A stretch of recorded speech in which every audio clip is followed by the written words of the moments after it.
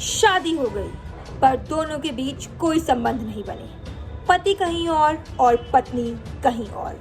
ना मन मिले ना तन मिले, ना कोई रोमांस और ना ही कोई रोमांस की बातें। मानो दोनों अलग दुनिया में हो। जानिए पूरा मामला क्या है। जी हाँ, एक ऐसा ही मामला सामने आया गुजरात से। दरअसल गुजरात हाई कोर्ट ने तलाक के एक मामले की सुनवाई करते हुए उस व्यक्ति को तलाक के लिए मंजूरी दे दी जिसकी पत्नी एक पंथ से प्रभावित थी और उसने ब्रह्मचर्य का पालन करते हुए 1 दशक तक यौन संबंध बनाने से इनकार कर दिया था।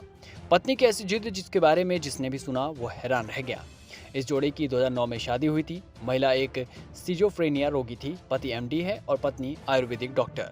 द टाइम्स ऑफ इंडिया की रिपोर्ट के मुताबिक पति ने 2012 में फैमिली कोर्ट में तलाक का मुकदमा दायर किया था, जिसमें इस आधार पर क्रूरता का आरोप लगाया गया था कि उसकी पत्नी सिजोफ्रेनिया की मरीज थी और एक आध्यात्मिक पंथ की अनुयायी थी और उसके साथ यौन संबंध नहीं बनाना चाहती थी।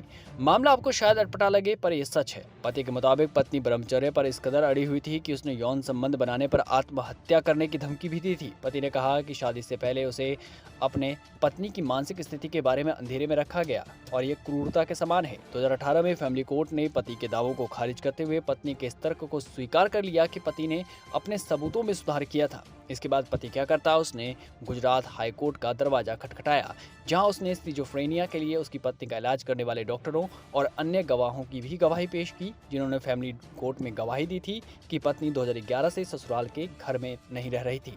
गुजरात हाई कोर्ट की बेंच ने कहा कि पत्नी की मेडिकल स्थिति, अपने वैवाहिक संबंधों को निभाने से इनकार करना और 12 साल तक ससुराल वाले घर से दूर रहना ये मानने के लिए पर्याप्त आधार थे कि शादी टूट गई और पूर्ण नहीं हुई थी और इस तरह एक पति को न्याय मिला।